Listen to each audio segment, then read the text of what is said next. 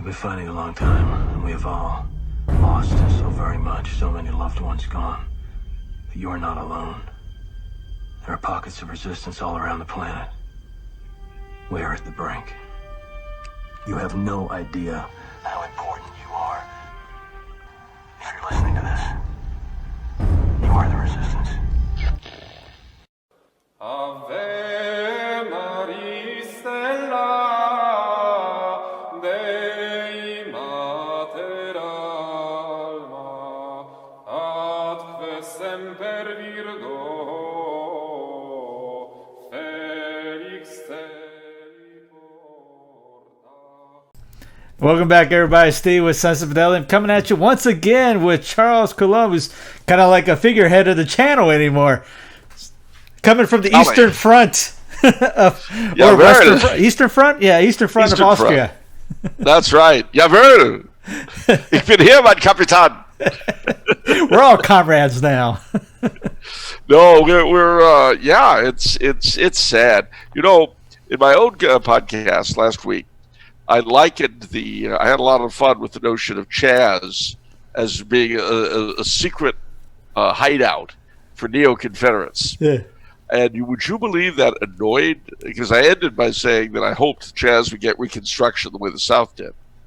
Oh, wow. I got some really unkind responses on that, I'll tell you. And they did not like my imitation of a Southerner. I got to tell you. They did not. Nobody has a sense of humor anymore.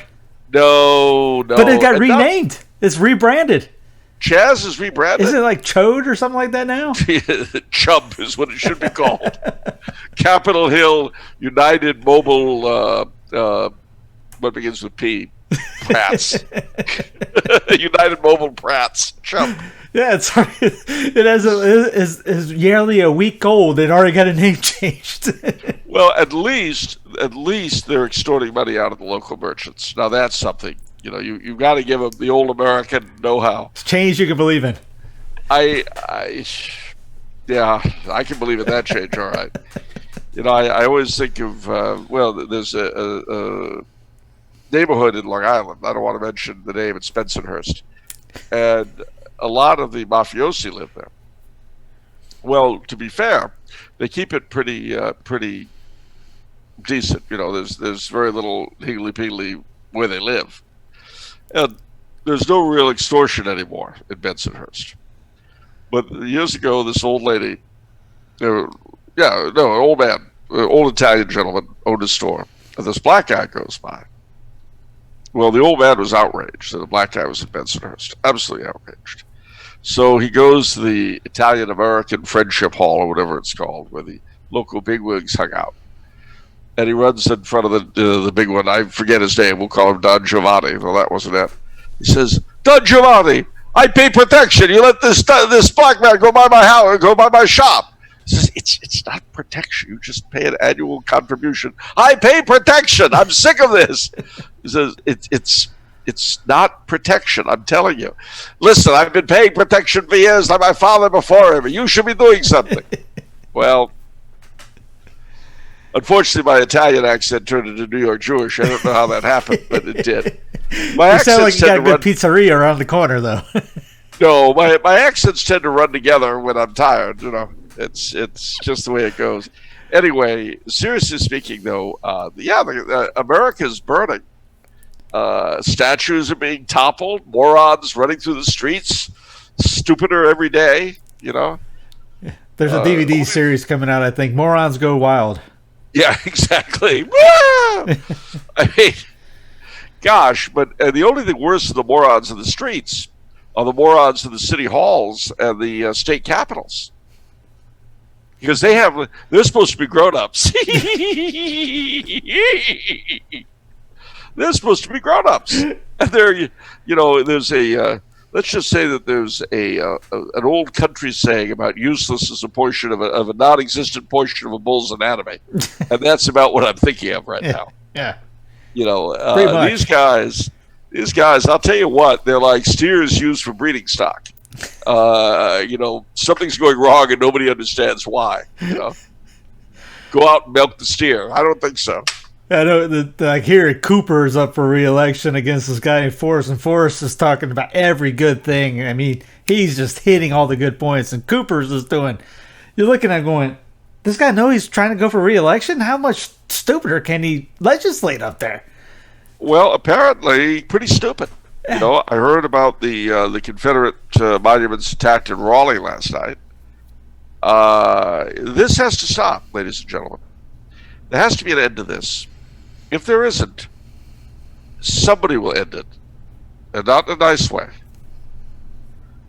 So, either those creatures that inhabit city halls and state houses have got to kind of remember what they're sucking money out of the public for, or A, they need to be replaced at the ballot box, or B, they'll be replaced willy-nilly.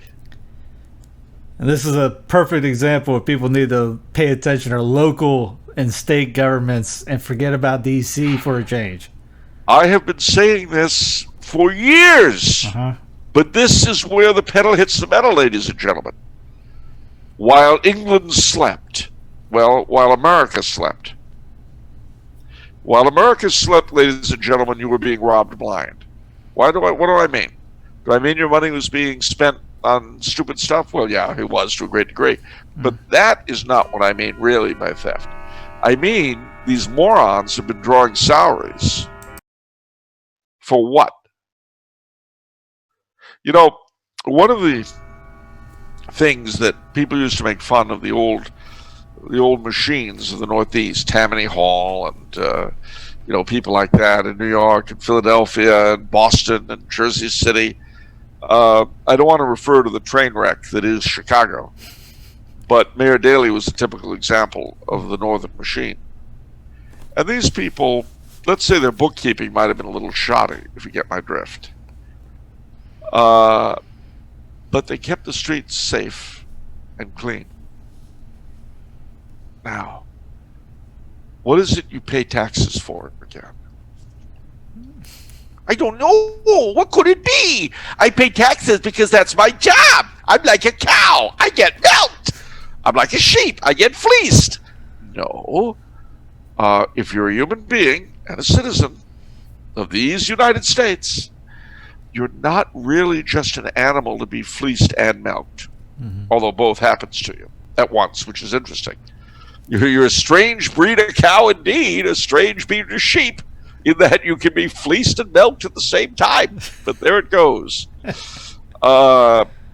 Ladies and gentlemen, soon as the next election comes along, I don't care if it's municipal, I don't care if it's for the dog catcher in Slackjaw Gulch.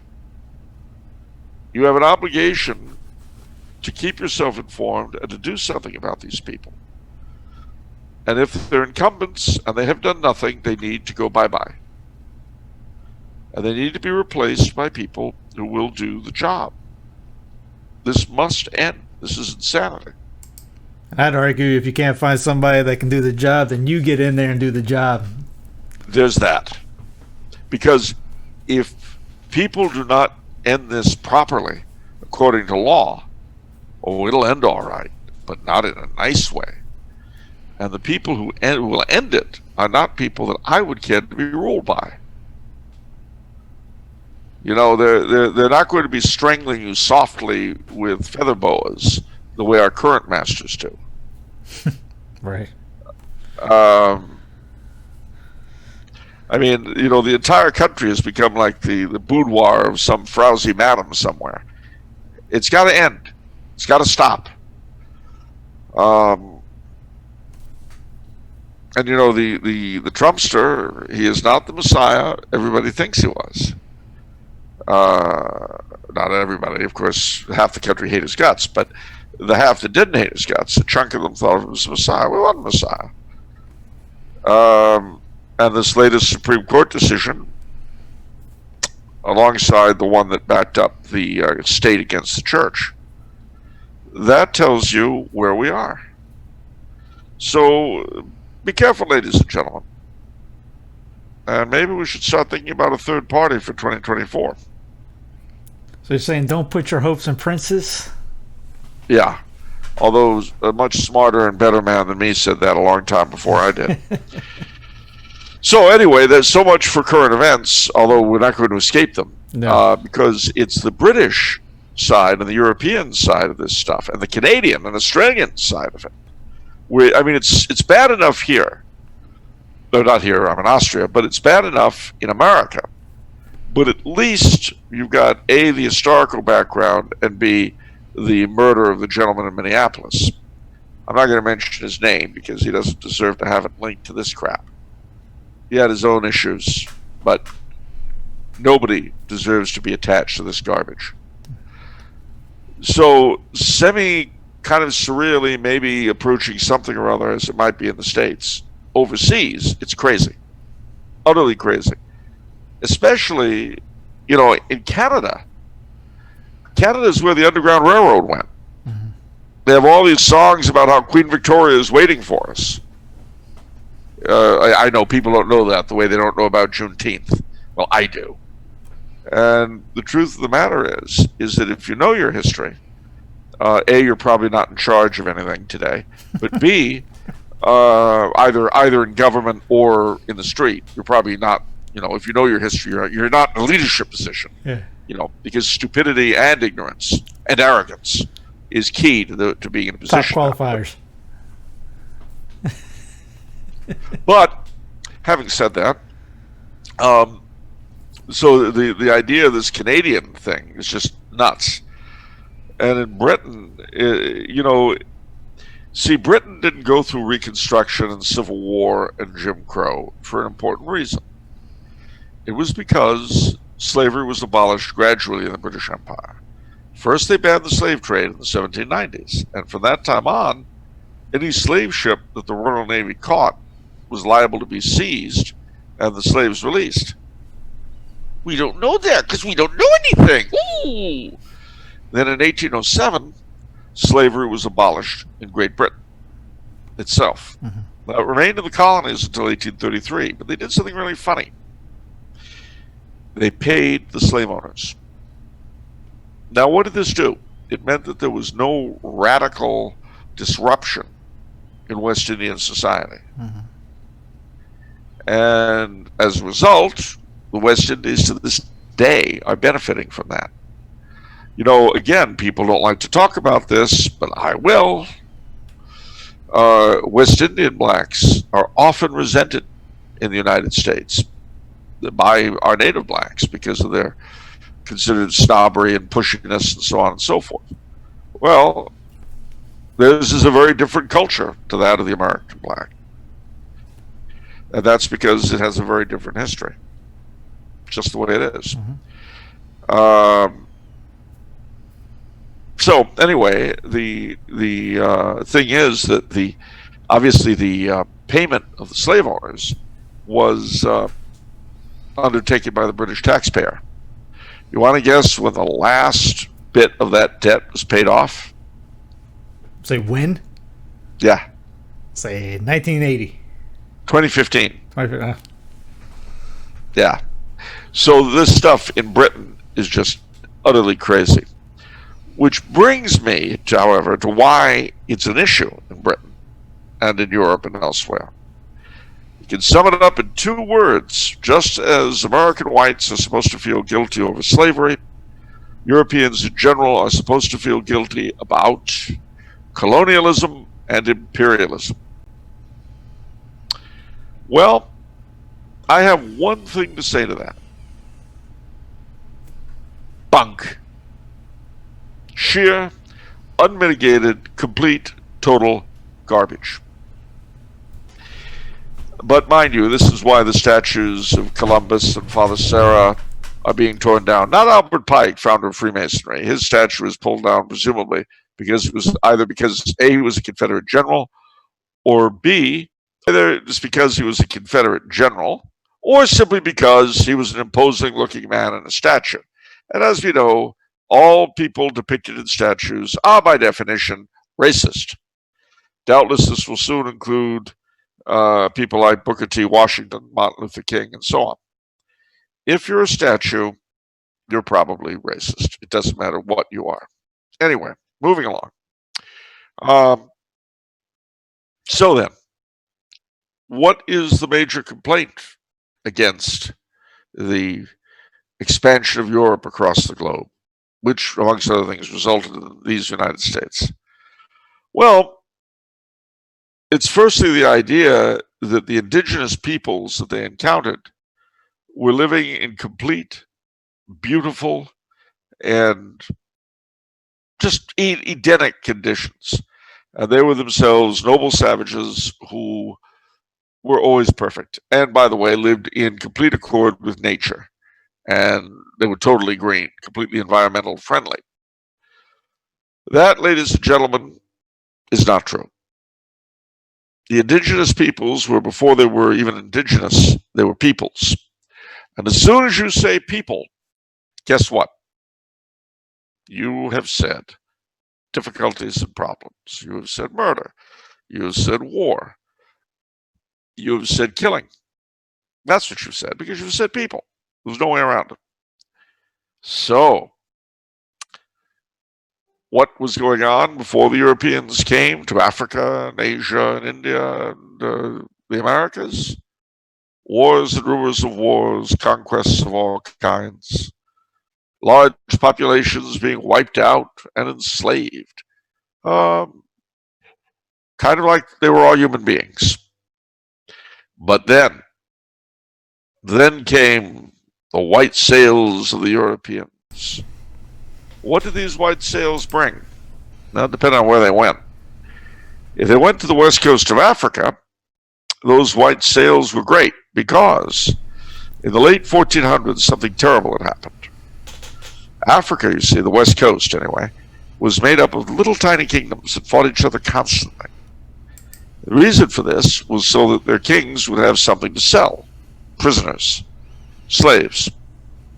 But then the Tuaregs in the north cut the lines to North Africa, where they used to sell their slaves. Mm-hmm. So all of a sudden, the kings of the west coast of Africa had a problem. They had a whole bunch of human cargo and no one to take it off their hands. When suddenly the gods of commerce smiled, the white sails appeared, and their economic problem was solved. At last, new buyers. So, they were duly bought by the slavers and brought to the Americas. And their lives were not pleasant, to be sure, though they were better in Catholic countries than they were in the English colonies. Why? Well, because the church required a lot out of slave owners. It required that the slaves be made Catholic. It required that that if a child was fathered on a slave woman, the master had to acknowledge him or her as his own.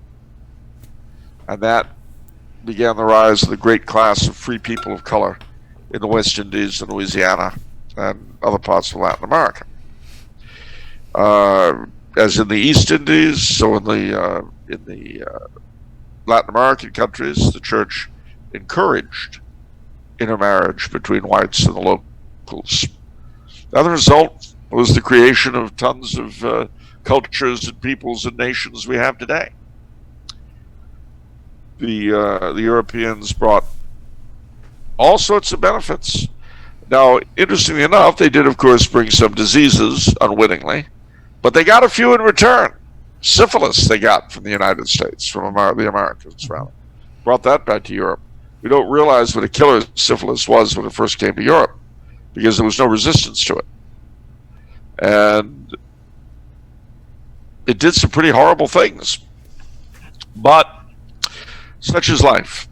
But beyond the practical and material benefits the Europeans brought all over the world, above all, they brought the Catholic faith. They very often didn't bring it perfectly, and very often the behavior of Europeans kind of warred against what the missionaries were trying to do. That's one reason why, if you go to Central California today, you will find that Carmel Mission is at some distance from the Presidio of Monterey. Well, the reason is because the Spanish soldiers had been, shall we say, difficult with the Indians, and so Father Serra insisted that they be kept very far separate. And you had a lot of people like him. You had a lot of people like St. Francis Xavier. You had all sorts of incredible folk who evangelized the world outside the Americas. And you had apparitions of Our Lady. Places like, and even St. Michael in Mexico. You had Our Lady of Guadalupe in Mexico. And you had Our Lady of Lavang in Vietnam. Mm-hmm. In the end, the best, greatest thing that the Europeans brought the rest of the world was the Catholic faith. But they also brought a lot of other tremendous things. And what makes me giggle uncontrollably is that all of these conversations are only possible because of European culture going around the world and the technology that arose from it. We could not be doing this. These little rioter people, these little looters, and these little statue breakers. Imagine what they would be like without their cell phones. Little darlings, they would have to, I don't know, maybe learn to do something useful. Maybe become plumbers or something. That's been my joke. So they put a little EMP in the middle of those riots, you'll see these things quit. Well, at the end of the day, the problem is you have a whole class of people, primarily developed in universities, who have no business at all, being in college. They're taught drivel by Marxist professors who don't know anything themselves. One thing that is definitely, I think, coming out of all of this, quite apart from the failure of government, is the failure of the university. Mm-hmm. And we see, we've been talking about it for decades, but now we see it has concrete results. These people have no usable skills. They don't know anything. All they have is discontent, because on some level they know that they're useless wastes of space. I don't mean that intrinsically. By my way of looking at things, given that I am a Catholic, each of them has an intrinsic value as a son of God. Mm-hmm. But since most of them don't recognize that, they don't really have any value to themselves. And the way you deal with that terrible feeling is you avoid it by striking outward. And they've been indoctrinated by so-called professors who have given them all sorts of targets and no real learning. Mm-hmm. So the university system, the whole educational system, really needs an overhaul, badly.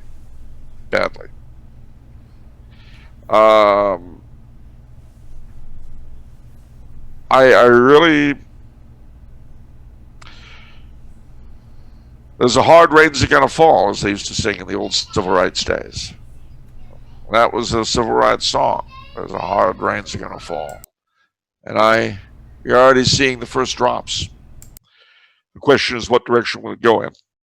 But at any rate, just to close out my oration on imperialism and colonialism, there were minor colonial powers, but of course the four great colonists were the French, the British, the Spanish, the Portuguese. There were Dutch and Swedes and all. The Dutch actually did quite a bit, but and then there were Belgians, Italians here and there. But by and large, those are the big four. And Russia, if you consider that they went from the Ural Mountains to Vladivostok. We tend to leave Russia out of everything, but the truth is, the story of the conquest of Siberia is as extraordinary as the taming of the frontier in our country. And it is filled with strange and bizarre episodes. We don't know about it because we don't speak Russian, but believe me, it happened. It was quite amazing. Where does this leave us? Well, the interesting thing, is that for all our global civilization is yapped about, it sits firmly on imperialist, colonialist foundations. And even the United Nations, which has a whole body dedicated to decolonization, is always saying how terrible colonialism is, and blah, blah, blah, blah, blah, blah, blah, blah, blah, blah, blah. Think about the goals they have set themselves. It's the white man's burden. Kipling's poem. Take up the white man's burden, send forth the breast you breed. Send forth thy sons to exile to serve thy captives' need. To wait in heavy harness on flooded folk and wild, your new-caught sullen peoples, have devil and have child. And the line in it that specifically makes me think of the UN is, take up the white man's burden, the savage wars of peace. Fill full the mouth of famine, and bid the sickness cease. Well, if that isn't peacekeeping, the FAO, and the WHO in one verse, I don't know what is. And so, I say, the United Nations have arrogated to themselves the white man's burden. Whether they've done it as well as the old colonial powers did is another question. But you would be hard put to find a single country that has actually benefited by independence. Even our own. We certainly, whatever else you say about us, as John Adams put it, never were our taxes so low as they were under the king. And God knows they haven't gotten less since John Adams' time. So, I think that the whole anti-colonialism, anti-imperialism thing has to just stop. Give it up unless you're willing to stop speaking a colonial language, stop wearing European clothing, stop using European technology, stop eating European food, and stop using European medicine. Go find yourself a shaman when you get sick and sit there in the mud. And as I say, above all, no more colonial languages, no more European languages. Learn an indigenous language and then find some way to express yourself that doesn't use technology. That is what I've got to say about imperialism and colonialism.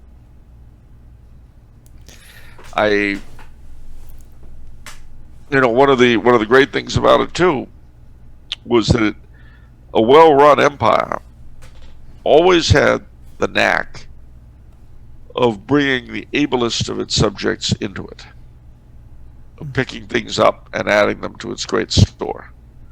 There's a reason, for instance, why Western Europe was Romanized, despite the tremendous resistance to the Gauls, the tremendous resistance to the Britons, and the Spanish to the Romans. They became the most Roman people in the empire. Why? Well, let me see. Their religion was Druidism, which was really awful. The Romans were not what you would call easily disgusted, but they would go into the blood-dripping sacred groves of the Druids, and they were just, ugh. The thing is that the Romans brought a better way of life. And we're not even talking about a necessarily religiously better way of life, except that they ended human sacrifice, which I guess probably was a plus in the eyes of some of their new subjects. It's funny how people are. The Aztecs had the same problem. When you sacrifice people, after a while they tend to resent it. I mean, not the specific ones you sacrifice. They don't really express themselves, but their survivors, yeah, they tend to get a little bit out of sorts with you. Yeah, I was about to bring that up because wasn't it that when Cortez came over, he had the indigenous help him because they were tired of seeing their friends' hearts getting cut off?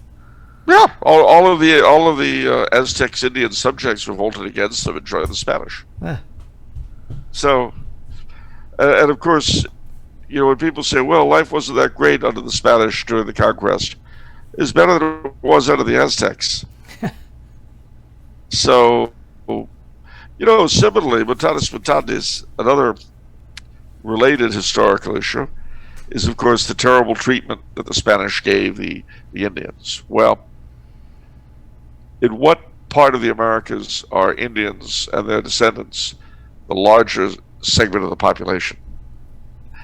And what area were they not? Oh, that's right. Anglo-America versus Latin America. I'm sorry. Another one of those good questions. We know that England was well run and good and democratic, whereas France, Spain, and Portugal were horrible and Catholic and monarchies that were, absolute and just terrible. Well, I understand all that. But why is it was pulling teeth to get people to leave those countries to come to the New World? And it was always easy to find Englishmen to come over. usually you don't leave your ancestral home unless it's just not that nice a place anymore. That's how that works. I hate to spoil it for anybody, but I mean, if you remember that it was at the height of the Inquisition that they found it impossible to bring Spaniards over.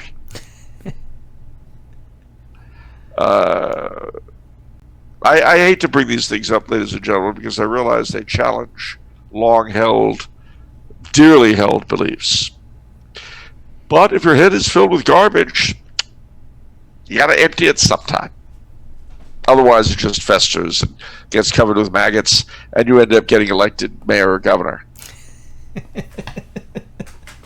What? That's not a bad thing, being a mayor or a governor. You get a big salary, you don't do much. I should put Cuomo's face up right now. Yeah, and then there's any kind of an emergency, you just sit back and let the city burn, right? Yeah. You play a fiddle. I mean, when there's a pandemic, you can seize total power and confine people to their homes. And then when there are people rioting and looting, you can't do anything. You just sit there and go, I don't know. I know I look stupid, but wait till I talk. Let me drop to a knee. I'd love to make them drop to their knees, all right. But not in ways they'd enjoy. These people. Honestly, I tell you, Steve, it is an utter failure of the leadership class, and they need to go. No ifs, no ands, no buts. And ladies and gentlemen, the other thing you've got to bear in mind too, and this I'm quite serious about, you've got, like your friends in Greensboro, you've got to be ready to defend your churches. You really have to. Now, mind you, we Catholics in America have been through this before. Now, we have a short memory, unlike other groups who remember every terrible thing that was ever done to them. We Catholics tend to forget, because forgiveness is a big part of our religion. But in the 1830s and 40s, there was one of the periodic anti-Catholic movements. In this case, it was called the KnowNothing Movement. And in Philadelphia, and in Charleston, and in Boston, convents and churches were burned, and Catholics were hung from lampposts. But the mayor of New York at the time was a know-nothing. And Archbishop then, John Hughes, Dagger John, was called in to see him. And he said to the mayor, I really hope that nothing happens in New York as has happened in Charleston and Philadelphia and Boston. And the mayor said, I suppose you're afraid for your churches, huh? And Dagger John said, oh no, I'm afraid for your city. Because if a single Catholic life is taken, or a single Catholic property torched, we will make of this place another Moscow. It burned under Napoleon. And you know, nothing happened in New York. Very strange. Hard to understand. I don't get it. What could that have meant? So, my advice to you, ladies and gentlemen, if your parish is in an area that is likely to be hit, consult the chief of police and explain to him that if your parish is not properly protected, bad things could happen. And we don't want bad things. We want police who are doing their job. Now, if it is that the mayor of the place has hobbled the police, as often happens, then you must make it clear to his honor that bad things could happen. Never threaten, only predict. I put out a tweet saying, get a group together, prepare, plan, and then get ready to execute. Yep. Because if the police will not defend us, who will? And if the police will not defend us, remember, it's not their fault. It's the moron in the city hall who needs to be out of a job. So, 2 warnings. make sure your parish is safe, and be prepared to vote in your next municipal elections. And if the mayor and the city council have hobbled the police and have not maintained order, they need to go. And most people don't know the local guys. So if that's part of the problem is no one looks. There's people that run every year unabated. Yeah, absolutely. I mean, I voted in my town of Monrovia. I voted the last municipal election, and only like 10%, 15% of the people did. Except for the mayor's office, everything was unopposed. And the fellow running against the mayor was an actor who was hoping it was a way of launching his career, which I guess it wasn't. I never heard of him again. But mind you, that doesn't bother me so much in Monrovia because the city is very effectively governed by an interesting coalition of preservationists and downtown merchants, which, benefiting themselves, they really have benefited the rest of us. But how many places does it really work like that? Our neighboring town of Arcadia, I don't want to point fingers, of course, but they took advantage of Reno versus New London to condemn a whole section of, there's a restaurant, storage area, and things like that. They condemned it all. They were going to sell it to a local car dealership to expand, and they were going to loan him the money from federal redevelopment funds to buy the spot from them. Now, that, I'll tell you what, that was our next door neighbor. But fortunately, what happened there was that the restaurant I referred to was very popular in that town, and its owner is a very popular man, Mexican immigrant, by the way. Came up with nothing, started out as a dishwasher at that very restaurant, and ended up buying it.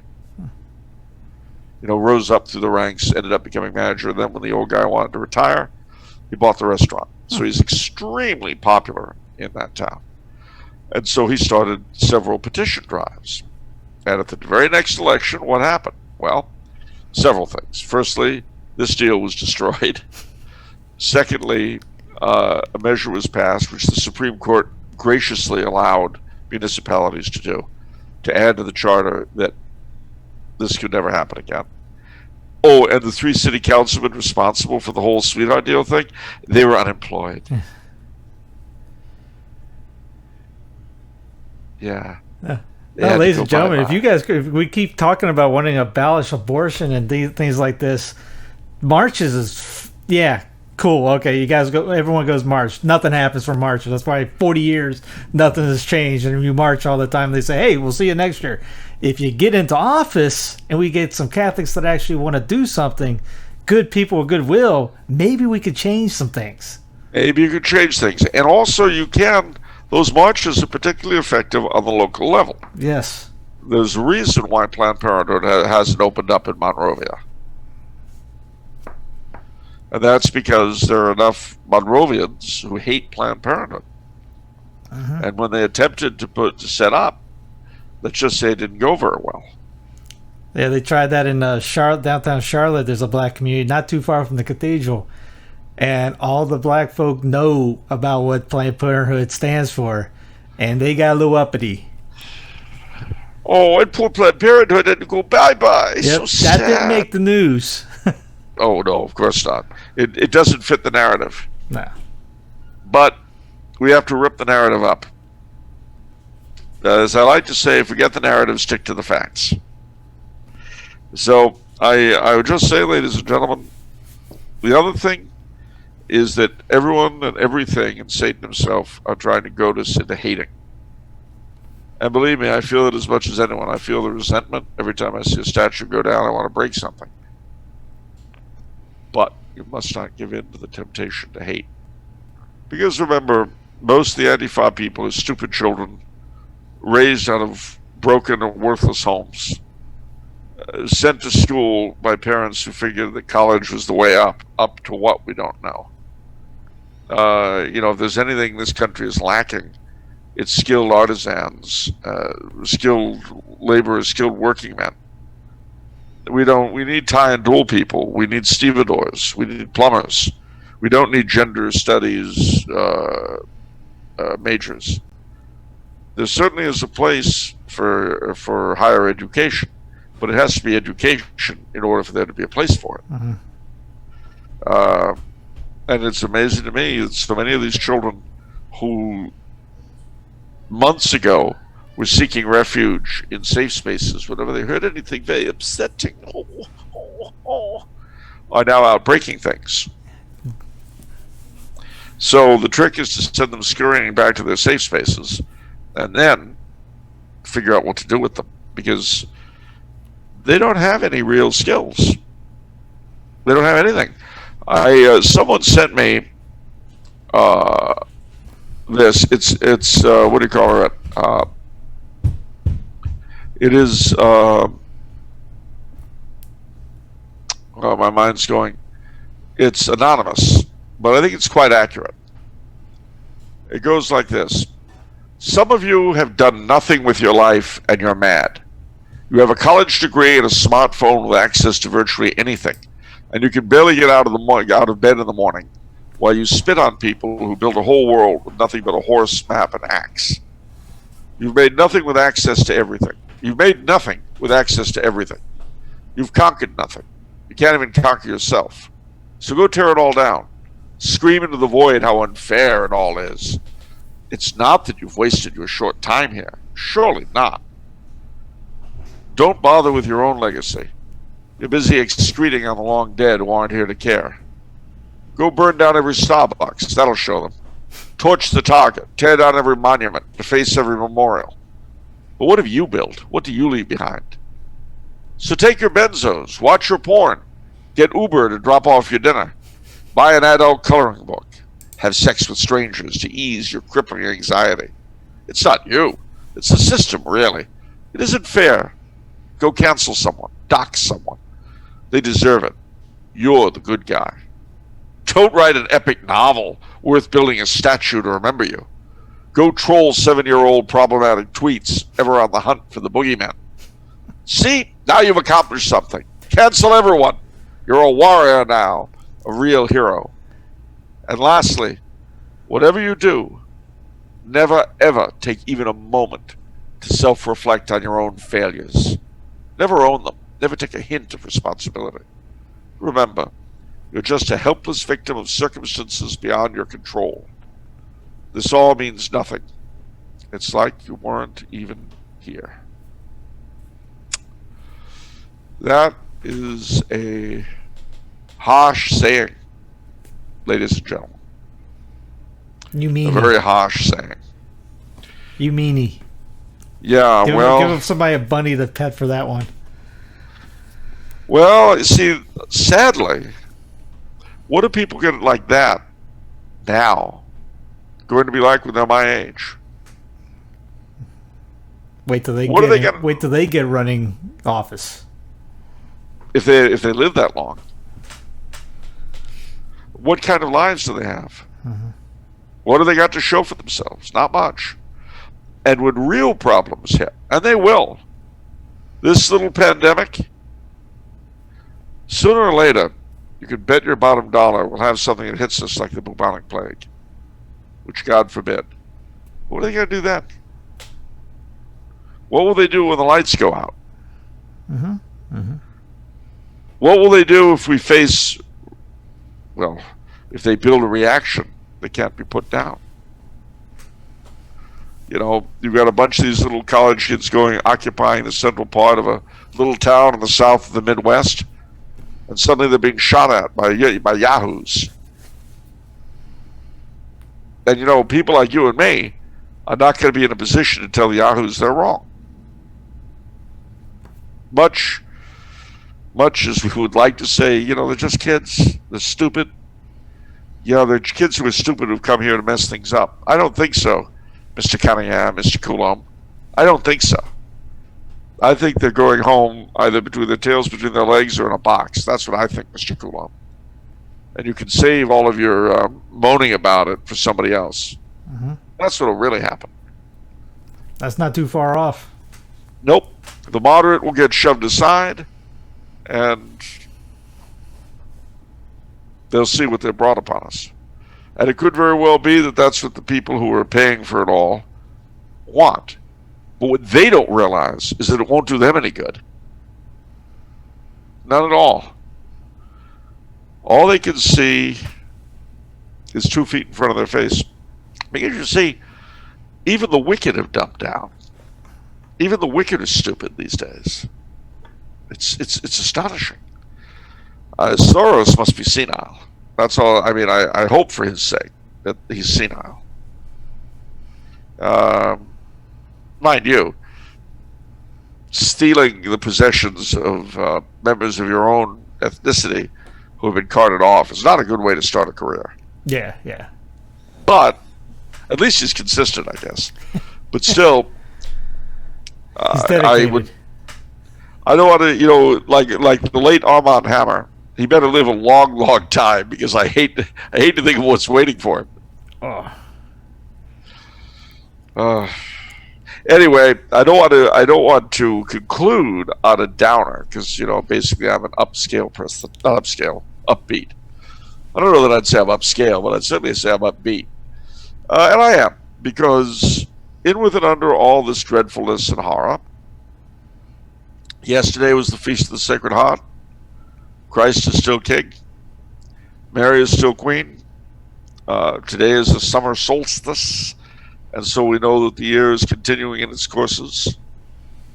That the grass is green because it's summer.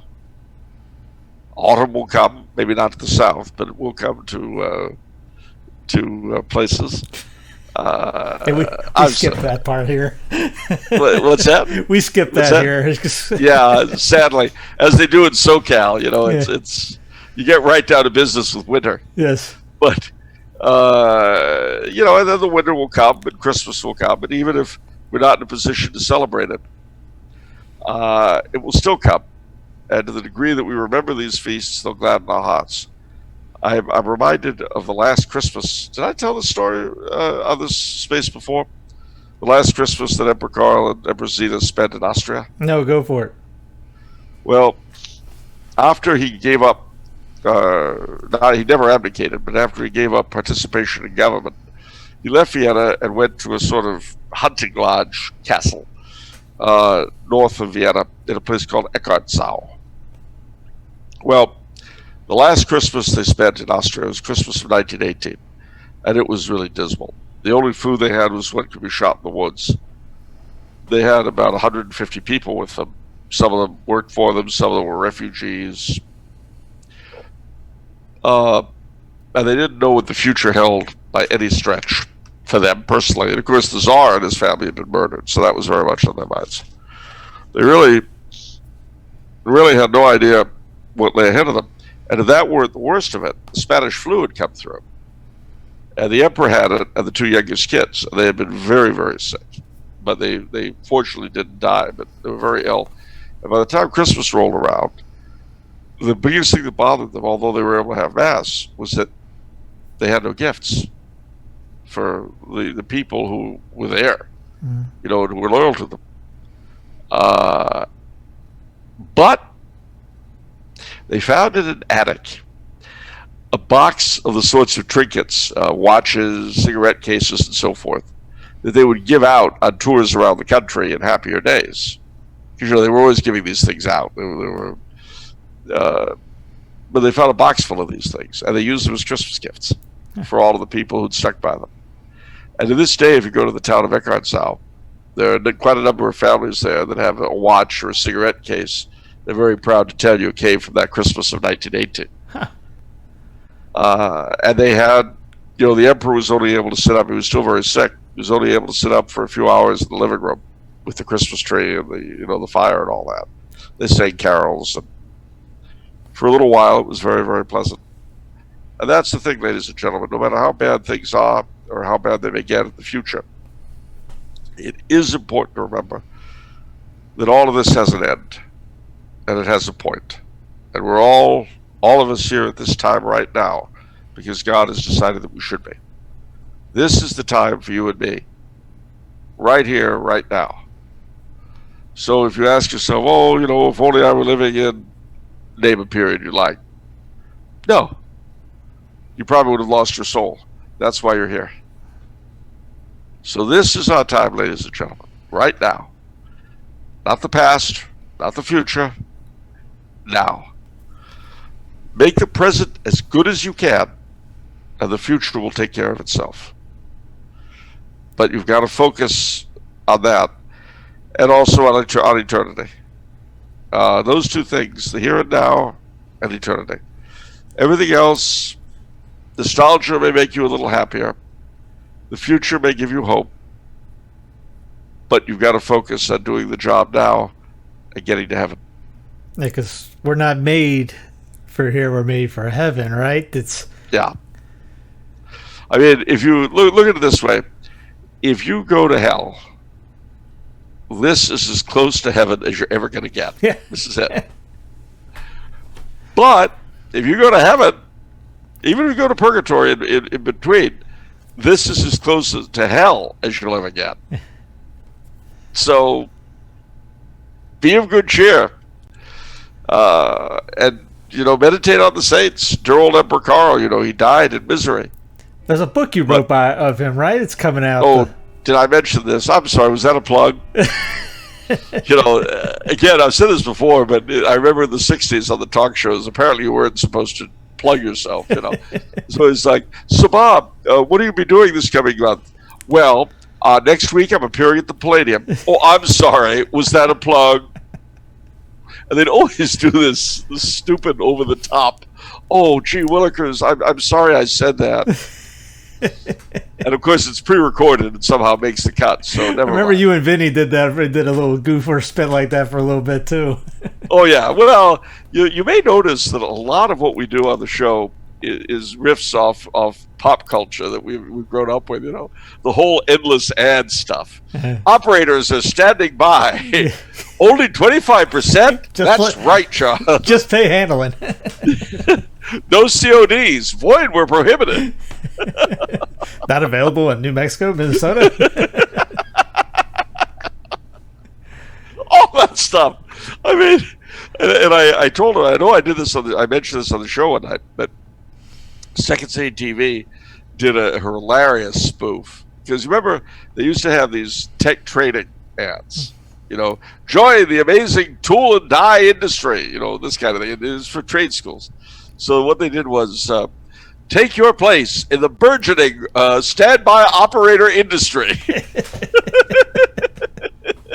50 famous standby operators school. You too can be one of those people of whom they say operators are standing by.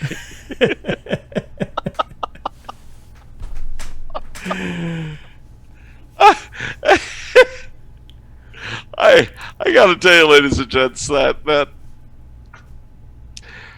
it's not all horrible. Keep your sense of humor, and remember the sophistication of old humor. One of my favorite lines from Green Acres. I may have said this on this show before, but I know I've said it on others. But it just every time I think of it, I crack up. Oliver Douglas has decided he's going to go back into lawyering. So Mr. Haney drives his garbage mobile up onto the lawn as usual. He says, "Well, Mr. Douglas, I understand you're going back into lawyering." "Yes, Mr. Haney, that's right." "Well, I've got something here that's guaranteed to help you." "What is it, Mr. Haney?" And he brings out a stuffed monkey. And he says, "What's that?" "This here was the star witness in the Scopes monkey trial."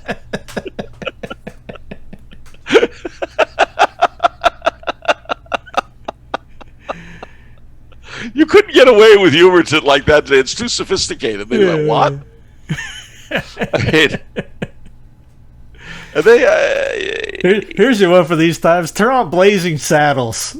Oh boy, you would be shot by if anyone sees you watching it. But yeah, see that the enemy of humor is stupidity. Humor can't take stupid. Seinfeld, who's sometimes funny, he's not my favorite comedian by a long shot, but he won't do colleges anymore. Right. And colleges, ladies and gentlemen, colleges used to be the ticket for comedians. Because there was a time when collegians weren't frightened little people afraid of ideas. No, they were people who appreciated a good gag. And there's still a series of videos out there called College Humor, which has some really, really funny things on it. Sometimes a bit vulgar, but they have a lot of funny things. But by and large, people are just too sensitive, too tiny. They need to be put back to bed by their nannies. The voice you keep making, I don't think you were shooting for Elmer, but Elmer Fudd doesn't have a rifle anymore. No, he didn't have a rifle because he could hit your pool with a rabbit. He did need to try something else because he never had bugs. But yeah, well, he was never as smart as bugs, and I don't see why people didn't catch on to that. I mean, Bugs Bunny was by far smarter than Elmer Fudd, and yet people considered Bugs the victim. Poor Elmo was the chump. Every time. Yeah, I mean, I'm going to get that wabbit. I'm going to get that bunny wabbit. I'm hunting wabbit. How did we go from imperialism to Elmer Fudd? What's that? How did we go from imperialism to Elmer Fudd? Well, we went from looking at the history of the world to current day American situation. So I think going from Empire to Elmer Fudd makes perfect sense. Stock up on Aunt Jemima while you're at it, because that's going to be a rare thing. And Uncle Ben. Uncle Ben. They were married, don't you? Uncle Ben and Aunt Jemima. That's what my brother told me when I was little. He said they were husband and wife, and he actually claimed they were our relatives. He was horrible. He really was. I said, "But they're our relatives." He says, "Yeah, that's your Uncle Ben, your Aunt Jemima." I said, well, I've never met them. He said, "Of course not. They're our rich relatives." Very rich relatives. They're very rich. The Uncle Ben is a rice tycoon. And his wife has the quarter on pancake syrup and flour. And he said they were too snobby to come see us. And I believed him for a long time. You have no idea. When I finally told my dad, because I'd gotten tired of it. This actually would often happen. My brother would fill me with this drivel.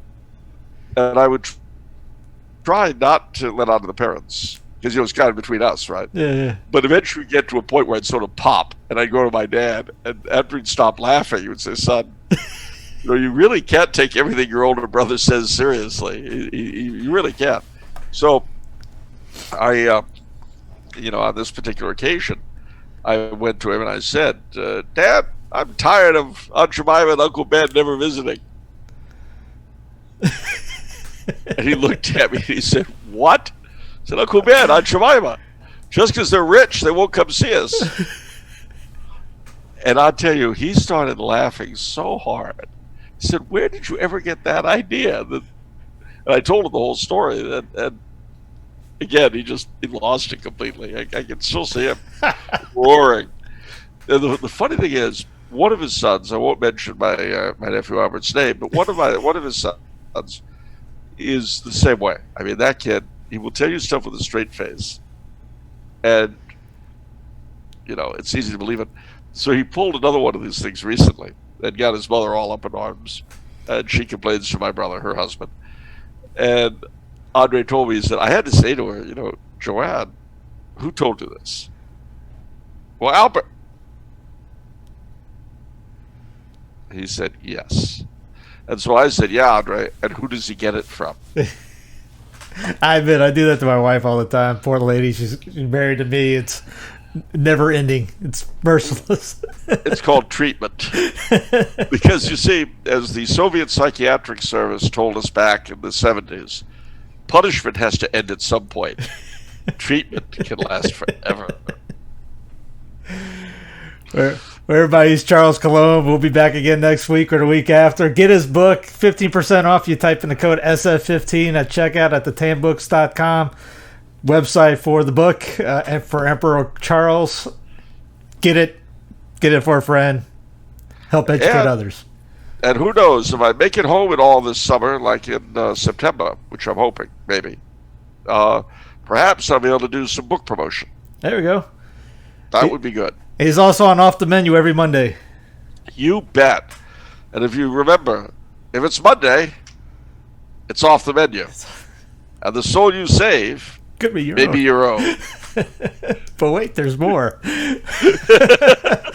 Take care, Void where prohibited by law.